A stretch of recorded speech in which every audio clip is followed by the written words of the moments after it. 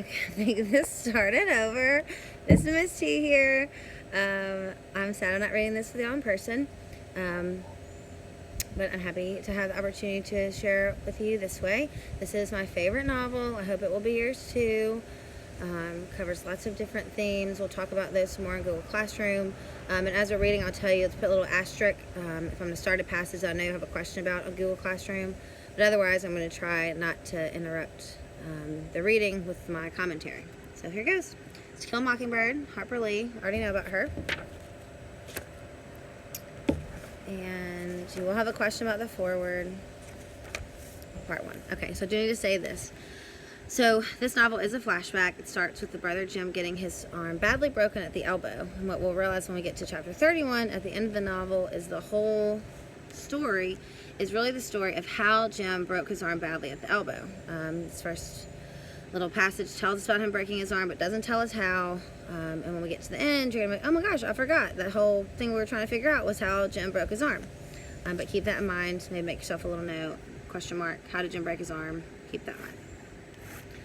When he was nearly 13, my brother Jim got his arm badly broken at the elbow. When it healed and Jim's fears of never being able to play football were assuaged, he was seldom self-conscious about his injury. His left arm was somewhat shorter than his right. When he stood or walked, the back of his hand was at right angles to his body, his thumb parallel to his thigh. He couldn't have cared less, so long as he could pass and punt. When enough years had gone by to enable us to look back on them, we sometimes discussed the events leading to his accident. I maintain that the Yule started it all, but Jim, who was 4 years my senior, said it started long before that. He said it began the summer Dill came to us, when Dill first gave us the idea of making Boo Radley come out. Some foreshadowing right there. I said if you want to take a broad view of the thing, it really began with Andrew Jackson. If General Jackson hadn't run the creeks up the creek, Simon Finch would never have paddled up the Alabama, and where would we be if he hadn't? We were far too old to settle an argument with a fistfight, so we consulted Atticus. Our father said we were both right. Being Southerners, it was a source of shame to some members of the family that we had no recorded ancestors on either side of the Battle of Hastings. All we had was Simon Finch, a fur-trapping apothecary from Cornwall, whose piety was exceeded only by his stinginess. In England, Simon was irritated by the persecution of those who called themselves Methodists at the hand of their more liberal brethren. And as Simon called himself a Methodist, he worked his way across the Atlantic to Philadelphia, then to Jamaica, then to Mobile, and up to St. Stephen's. Mindful of John Wesley's strictures on the use of many words in buying and selling, Simon made a pile practicing medicine. But in this pursuit he was unhappy lest he be tempted into doing what he knew was not for the glory of God, as the putting on of gold and costly apparel. So Simon, having forgotten his teacher's dictum on the possession of human chattels, bought 3 slaves, and with their aid established a homestead on the banks of the Alabama River, some 40 miles above St. Stephen's. He returned to St. Stephen's only once to find a wife, and with her established a line that ran high to daughters. Simon lived to an impressive age and died rich. It was customary for the men in the family to remain on Simon's homestead, Finch's Landing, and make their living from cotton. The place was self-sufficient, modest in comparison with the empires around it. The landing nevertheless produced everything required to sustain life except ice, wheat flour, and articles of clothing supplied by riverboats from Mobile. Simon would have regarded with impotent fury the disturbance between the North and the South, as it left his descendants stripped of everything but their land. Yet the tradition of living on the land remained unbroken until well into the 20th century, when my father, Atticus Finch, went to Montgomery to read law, and his younger brother went to Boston to study medicine. Their sister Alexandra was the Finch who remained at the landing. She married a taciturn man who spent most of his time lying in a hammock by the river, wondering if his trot lines were full. When my father was admitted to the bar, he returned to Macomb and began his practice. Macomb, some 20 miles east of Finch's Landing, was the county seat of Macomb County. Atticus's office in the courthouse contained little more than a hat rack, a spittoon, a checkerboard, and an unsullied code of Alabama. His first 2 clients were the last 2 persons hanged in the Macomb County Jail. Atticus has urged them to accept the state's generosity in allowing them to plead guilty to second-degree murder and escape with their lives, but they were Haverfords, in Macomb County a name synonymous with jackass. The Haverfords had dispatched Macomb's leading blacksmith in a misunderstanding arising from the alleged wrongful detention of a mayor, were imprudent enough to do it in the presence of 3 witnesses, and insisted that the son of a bitch had it coming to him was a good enough defense for anybody. They persisted in pleading not guilty to first-degree murder, so there was nothing much Atticus could do for his clients except be present at their departure. an occasion that was probably the beginning of my father's profound distaste for the practice of criminal law. All right, I said I wasn't going to stop, but let me stop here. We have a lot of exposition in this whole part right here about Atticus having these two clients who he had to defend and him not liking criminal law. It's going to be an important detail that comes in later. The main bulk of the novel is about a case where Atticus defends a man, and it's not in his normal law practice to do so, and so it's kind of setting up the reader to understand that. During Atticus's first 5 years in Maycomb, Atticus practiced economy more than anything. For several years thereafter, he invested his earnings in his brother's education. John Hale Finch was 10 years younger than my father and chose to study medicine at a time when cotton was not worth growing. That's an allusion to the Great Depression. But after Uncle Jack started, Atticus derived a reasonable income from the law. He liked Maycomb. He was Maycomb County born and bred, and he knew his people. They knew him, and because of Simon Finch's industry, meaning that he had a bunch of kids, Atticus was related by blood or marriage to nearly every family in town. All right, this next paragraph you will have a question about. Maycomb was an old town, but it was a tired old town when I first knew it. In rainy weather, the streets turned to red slop, grass grew on the sidewalks, the courthouse sagged in the square. Somehow it was hotter then. A black dog suffered on a summer's day. Bony mules hitched to Hoover carts flicked flies in the sweltering shade of the live oaks on the square. Men's stiff collars wilted by 9 in the morning. Ladies bathed before noon, after their 3 o'clock naps, and by nightfall were like soft tea cakes of frosting of sweat and sweet talcum. People moved slowly then. They ambled across the square, shuffled in and out of the stores around it, took their time about everything. A day was 24 hours long, but it seemed longer. There was no hurry, for there was nowhere to go, nothing to buy, and no money to buy it with, nothing to see outside the boundaries of Maycomb County. But it was a time of vague optimism for some of the people. Maycomb County had recently been told that it had nothing to fear but fear itself. And if we were in class, I'd ask you for a positive point who said that, and one of you smart kids would say FDR, and I'd give you a positive point. We lived on the main residential street in town, Atticus, Jim, and I, plus Calpurnia, our cook. Jim and I found our father satisfactory. He played with us, read to us, and treated us with courteous detachment. Calpurnia was something else again. She was all angles and bones. She was nearsighted. She squinted. Her hand was wide as a bed slat and twice as hard. She was always ordering me out of the kitchen, asking me why I couldn't behave as well as Jim when she knew he was older, and calling me home when I wasn't ready to come. Our battles were epic and one-sided. Calpurnia always won, mainly because Atticus always took her side. She had been with us ever since Jim was born, and I had felt her tyrannical presence as long as I could remember. Our mother died when I was 2, so I never felt her absence. She was a Graham from Montgomery. Atticus met her when he was first elected to the state legislature. He was middle-aged then, and she was 15 years his junior. Jim was the product of their first year of marriage. 4 years later, I was born, and 2 years later, our mother died from a sudden heart attack. They said it ran in her family. I did not miss her, but I think Jim did. He remembered her clearly, and sometimes in the middle of a game, he would sigh at length and go off and play by himself behind the car house. When he was like that, I knew better than to bother him. When I was almost 6, and Jim was nearly 10, our summertime boundaries, within calling distance of Calpurnia, were Mrs. Henry Lafayette DeBose's house 2 doors to the north of us, and the Radley place 3 doors to the south. We were never tempted to break them. The Radley place was inhabited by an unknown entity, the mere description of whom was enough to make us behave for days on end. Mrs. DeBose was plain hell. That was the summer Dill came to us. Early one morning, as we were beginning our day's play in the backyard, Jim and I heard something next door and Miss Rachel Haverford's collard patch. We went to the wire fence to see if there was a puppy Miss Rachel's rat terrier was expecting. Instead, we found someone sitting looking at us. Sitting down, he wasn't much higher than the collards. We stared at him until he spoke. Hey yourself, said Jim pleasantly. I'm Charles Baker Harris, he said. I can read. So what? I said. I just thought you'd like to know I can read. You got anything needs reading, I can do it. How old are you? Asked Jim. 4 1/2? Going on 7. Shoot, no wonder then, said Jim, jerking his thumb at me. Scout yonder's been reading ever since she was born, and she ain't even started school yet. You look right puny for going on 7. I'm little, but I'm old, he said. Jim brushed his hair back to get a better look. Why don't you come over, Charles Baker Harris, he said. Lord, what a funny name. It's not any funnier than yours. Aunt Rachel said your name's Jeremy Atticus Finch. Jim scowled. I'm big enough to fit mine, he said. Your name's longer than you are. Bet it's a foot longer. "Folks call me Dill," said Dill, struggling under the fence. "Do better if you go over instead of under it," I said. "Where'd you come from?" Dill was from Meridian, Mississippi, was spending the summer with his aunt, Miss Rachel, and would be spending every summer in Macomb from now on. His family was from Macomb County originally. His mother worked for a photographer from Meridian, had entered his picture in a beautiful child contest and won $5. She gave the money to Dill, who went to the picture show 20 times on it, to the movies, 20 times with $5. "Don't have any picture shows here except Jesus ones in the courthouse sometimes," said Jim.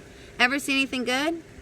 Dill had seen Dracula, a revelation that moved Jim to eye him with a beginning of respect. "Tell it to us," he said. Dill was a curiosity. He wore blue linen shorts that buttoned to his shirt.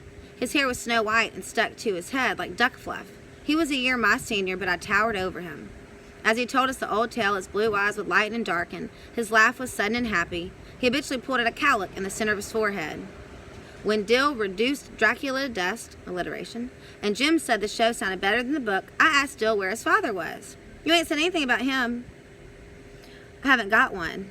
"Is he dead?" "No." "Then if he's not dead, you've got one, haven't you?" Dill blushed, and Jim told me to hush, a sure sign that Dill had been studied and found acceptable. Thereafter the summer passed in routine contentment. Routine contentment was improving our treehouse that rested between giant twin chinaberry trees in the backyard, fussing, running through our list of dramas based on the works of Oliver Optic, Victor Appleton, and Edgar Rice Burroughs. In this matter we were lucky to have Dill. He played the character parts formerly thrust upon me, the ape and Tarzan, Mr. Crabtree and the Rover Boys, Mr. Damon and Tom Swift. Thus we came to know Dill as a pocket Merlin, whose head teemed with eccentric plans, strange longings, and quaint fancies. That Merlin there is an allusion to the wizard Merlin, like from the King Arthur tales. So when they said that Dill's a pocket Merlin, like he can turn himself to anything. Like if you've seen Sword in the Stone, Merlin can turn himself into a fish or to a dragon. He can be anything. By the end of August, our repertoire was vapid from countless reproductions, and it was then that Dill gave us the idea of making Boo Radley come out.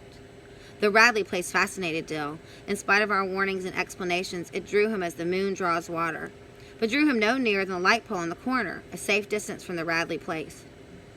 There he would stand, his arm around the fat pole, staring and wondering. The Radley place jutted into a sharp curve beyond our house.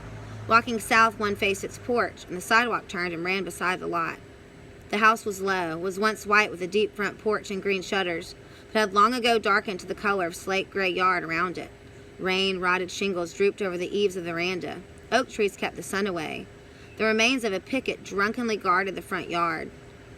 So here, Scout is a child, but she's also a narrator, and so she's looking at this story later. That's a flashback. And so these are some hints that says she drunkenly guarded, meaning that the fence is not standing up straight. It's like kind of leaning over like a drunk person. That lets us know as the reader that our narrator is an adult looking back on these events. And so it's not really a child's voice that would use that term drunkenly, but an adult's voice. Inside the house lived a malevolent phantom. People said he existed, but Jim and I had never seen him. People said he went out at night when the moon was down and peeped in windows. When people's azaleas froze in a cold snap, it was because he had breathed on them. Any stealthy small crimes committed in Macomb were his work. Once the town was terrorized by a series of morbid nocturnal events. People's chickens and household pets were found mutilated. Although the culprit was Crazy Addie, who eventually drowned himself in Barker's Edie, people still looked at the Radley place, unwilling to discard their initial suspicions. A would not pass the Radley place at night. He would cut across the sidewalk opposite and whistle as he walked. The Macomb school grounds adjoined the back of the Radley lot. From the Radley chicken yard, tall pecan trees shook their fruit into the schoolyard, but the nuts lay untouched by the children. Radley pecans would kill you. A baseball hit into the Radley yard was a lost ball, and no questions asked. The misery of that house began many years before Jim and I were born. The Radleys, welcome anywhere in town, kept to themselves, a predilection unforgivable in Macomb. They did not go to church, Macomb's principal recreation, but worshipped at home. So they say Macomb's principal recreation, they mean like the main thing you do for fun in the town was to go to church. Mrs. Radley seldom, if ever, crossed the street for a mid-morning coffee break with her neighbors, and certainly never joined a missionary circle. Mr. Radley walked to town at 11:30 every morning and came back promptly at 12, sometimes carrying a brown paper bag that the neighborhood assumed contained the family groceries. I never knew how old Mr. Radley made his living. Jim said he bought cotton, a polite term for doing nothing. but Mr. Radley and his wife had lived there with their 2 sons as long as anybody could remember. The shutters and doors of the Radley house were closed on Sundays, another thing alien to Makam's ways. Closed doors meant illness and cold weather only. Of all days, Sunday was the day for formal afternoon visiting. Ladies wore corsets, men wore coats, and children wore shoes. But to climb the Radley front steps and call, "Hey!" of a Sunday afternoon was something their neighbors never did. The Radley house had no screen doors. I once asked Atticus if it ever had any. Atticus said yes, but before I was born. So the screen door thing here, probably most of you don't have a screen door in your house. But you have to think, here in the South in the 1930s, there's not air conditioned. You would have your screen door. That way you could open the door of your house, get some air in, let the cool air come. But also that limits your privacy. If someone walks by under the screen door, they can see you. So the Radleys don't have a screen door. And that's just to show that, they would never be the type that would, let anyone kind of look in on their lives. And it just creates some suspense just around that family. According to neighborhood legend, when the younger Radley boy was in his teens, he became acquainted with some of the Cunninghams from Old Sarum, an enormous and confusing tribe domiciled in the northern part of the county, and they formed the nearest thing to a gang ever seen in Macomb. They did little, but enough to be discussed by the town and publicly warned from 3 pulpits, meaning like 3 separate preachers warned them. They hung around the barber shop. They rode the bus to Abbotsville on Sundays and went to the picture show. They attended dances at the county's Riverside Gambling Hall, the Dewdrop Inn, and fishing camp. They experimented with stump hole whiskey. Nobody in Macomb had nerve to tell Mr. Radley that his boy was in with the wrong crowd. One night, in excessive spurt of high spirits, the boys backed around the square in a borrowed flivver, resisted arrest from Macomb's ancient beadle like a security officer, Mr. Connor, and locked him in the courthouse outhouse. The town decided something had to be done. Mr. Connor said he knew who each and every one of them was, and he was bound and determined that they wouldn't get away with it. So the boys came before the probate judge on charge of disorderly conduct, disturbing the peace, assault and battery, and using abusive and profane language in the presence and hearing of a female. The judge asked Mr. Connor why he included the last charge. Mr. Connor said they cussed so loud he was sure every lady in Macomb heard them. The judge decided to send the boys to the state industrial school, where the boys were sometimes sent for no other reason than to provide them with food and decent shelter. It was no prison, and it was no disgrace, but Mr. Radley thought it was. If the judge released Arthur, Mr. Radley would see to it that Arthur gave no further trouble. Knowing that Mr. Radley's word was his bond, the judge was glad to do so. The other boys attended the industrial school and received the best secondary education to be had in the state. One of them eventually worked his way through engineering school at Auburn, but the doors of the Radley house were closed on weekdays as well as Sundays, and Mr. Radley's boy was not seen again for 15 years. But there came a day barely within Jim's memory when Boo Radley, who is Arthur, was heard from and seen by several people, but not by Jim. He said Atticus never talked much about the Radleys. When Jim would question him, Atticus's only answer was for him to mind his own business and let the Radleys mind theirs. They had a right to. But when it happened, Jim said Atticus shook his head and said, So Jim received most of his information from Mrs. Stephanie Crawford, a neighborhood scold or neighborhood gossip, who said she knew the whole thing. According to Miss Stephanie, Boo was sitting in the living room, cutting some items from the Macomb Tribune to paste in his scrapbook. His father entered the room. As Mr. Radley passed by, Boo drove the scissors to his parents' leg, pulled them out, wiped them on his pants, and resumed his activities. Mrs. Radley ran screaming into the street that Arthur was killing them all. When the sheriff arrived, he found Boo still sitting in the living room, cutting up the Tribune. He was 33 years old then, so he's been locked up since he was like 18 in his house. Miss Stephanie said old Mr. Radley said no Radley was going to any asylum when it was suggested that a season in Tuscaloosa might be helpful to Boo. Boo wasn't crazy. He was high-strung at times. It was all right to shut him up, Mr. Radley conceded, but insisted that Boo not be charged with anything. He was not a criminal. The sheriff hadn't the heart to put him in jail alongside, so Boo was locked in the courthouse basement. So sentences like that last one, we'll see this is a lot in the exposition. Obviously, one of the major themes of the novel, as Harper Lee's going to just cover this idea of racism, especially in the poor South post-Great Depression. And so she puts the lines in here like this to kind of let us know the mentality of the town and just get us set up for what's going to happen with the trial. Boo's transition from the basement to back home was nebulous in Jim's memory. Stephanie Crawford said some of the town council told Mr. Radley that if he didn't take Boo back, Boo would die of mold from the damp. Besides, Boo could not live forever on the bounty of the county. Nobody knew what form of intimidation Mr. Radley employed to keep Boo out of sight, but Jim figured that Mr. Radley kept him chained to the bed most of the time. Atticus said no. It wasn't that sort of thing, that there were other ways of making people into ghosts. My memory came alive to see Mrs. Radley occasionally open the front door, walk to the edge of the porch, and pour water on her cannas. But every day Jim and I would see Mr. Radley walking to and from town. He was a thin, leathery man with colorless eyes, so colorless they did not reflect light. His cheekbones were sharp and his mouth was wide, with a thin upper lip and a full lower lip. Miss Stephanie Crawford said he was so upright he took the word of God as his only law, and we believed her, because Mr. Radley's posture was ramrod straight. He never spoke to us. When he passed, we would look at the ground and say, "Good morning, sir," and he would cough in reply. Mr. Radley's elder son lived in Pensacola. He came home at Christmas, and he was one of the few persons we ever saw enter or leave the place. From the day Mr. Radley took Arthur home, people said the house died. But there came a day when Atticus told us he'd wear us out if we made any noise in the yard, and commissioned Calpurnia to serve in his absence if she heard a sound out of us. Mr. Radley was dying. He took his time about it. Wooden sawhorses blocked the road at each end of the Radley lot. Straw was put down on the sidewalk, and traffic was diverted into the back street. Dr. Reynolds parked his car in front of our house and walked to the Radleys every time he called. Jim and I crept around the yard for days. At last the sawhorses were taken away, and we stood watching from the front porch when Mr. Radley made his final journey past our house. "There goes the meanest man ever God blew breath into," murmured Calpurnia, and she spat meditatively into the yard. We looked at her in surprise, for Calpurnia rarely commented on the ways of white people. The neighborhood thought when Mr. Radley went under, Boo would come out, but it had another think coming. Boo's elder brother returned from Pensacola and took Mr. Radley's place. The only difference between him and his father was their ages. Jim said Mr. Radley bought cotton too. Mr. Nathan would speak to us, however, when we said good morning, and sometimes we saw him coming from town with a magazine in his hand. The more we told Dill about the Radleys, the more he wanted to know, and the longer he would stand hugging the light pole in the corner, and the more he would wonder.